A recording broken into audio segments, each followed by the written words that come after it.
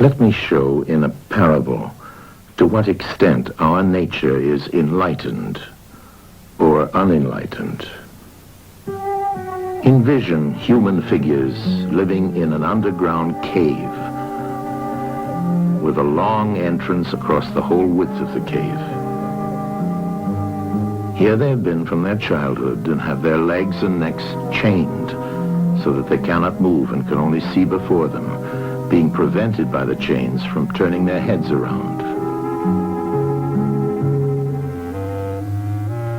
Above and behind them, a fire is blazing at a distance. They see only their own shadows, which the fire throws on the opposite wall of the cave. For how could they see anything but the shadows if they were never allowed to move their heads?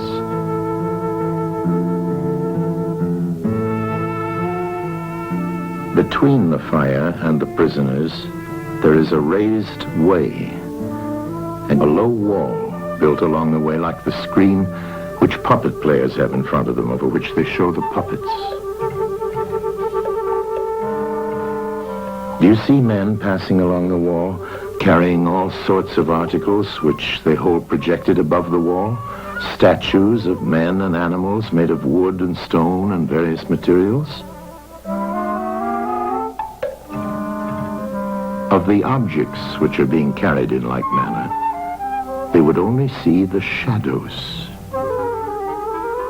And if they were able to converse with one another, would they not suppose that they were naming what was actually before them?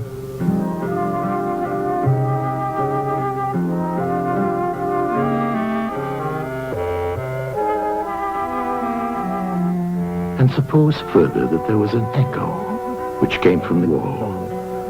Would they not be sure to think when one of the passers-by spoke that the voice came from the passing shadows? To them, the truth would be literally nothing but the shadows of the images.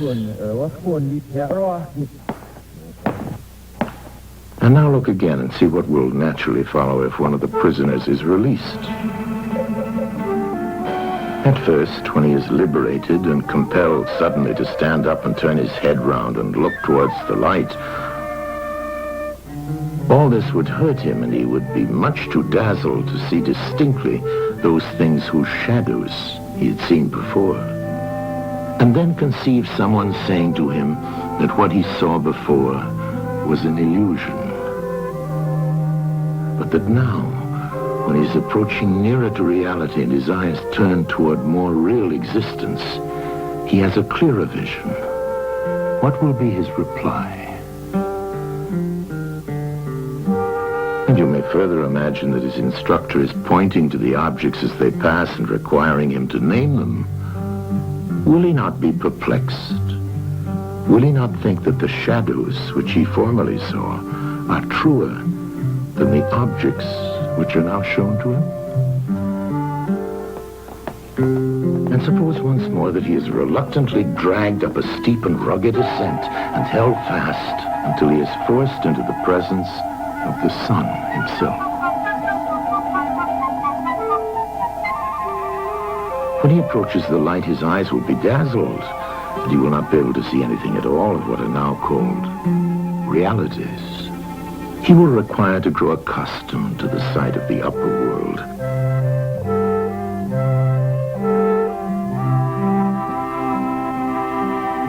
And first he will see the shadows best. Next, the reflections of objects in the water, and then the objects themselves. Then he will gaze upon the stars and the spangled heavens and the light of the moon. He will see the sky and the stars by night. Last of all, he will be able to see the sun, and not mere reflections of it in the water, but he will see the sun in its own proper place and not in another. And he will contemplate the sun as it is. Will he not then proceed to argue that it is the sun who gives the season and the years, and is the guardian of all that is in the visible world, and in a certain way the cause of all things which his fellows have been accustomed to behold? Clearly he would first see the sun, and then reason about it. And when he remembered his old habitation and what was the wisdom of the cave and his fellow prisoners, do you not suppose that he would bless himself for the change and pity them?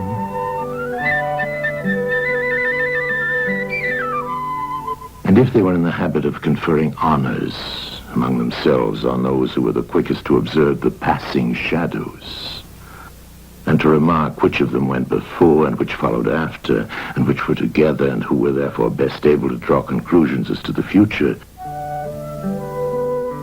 do you think that he would care for such honors and glories, or envy the possessors of them? Would he not say with Homer, "Better to be the poor servant of a poor master, and to endure anything rather than think as they do and live after their manner"? Imagine once more such a one coming suddenly out of the sun to be replaced in his old situation. Would he not be certain to have his eyes full of darkness? And if there were a contest of measuring the shadows, and he had to compete with the prisoners who had never moved out of the den, while his sight was still weak, and before his eyes had become steady, wouldn't they all laugh at him and say he had spoiled his eyesight by going up there, and that it was better not to even think of ascending?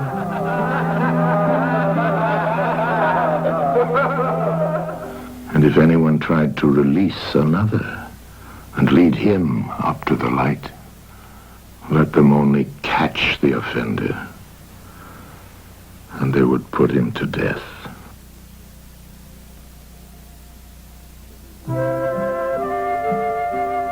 It is the task of the enlightened not only to ascend to learning and to see the good, but to be willing to descend again to those prisoners and to share their troubles and their honors, whether they are worth having or not.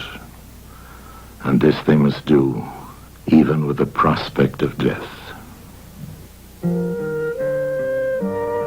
They shall give of their help to one another, wherever each class is able to help the community.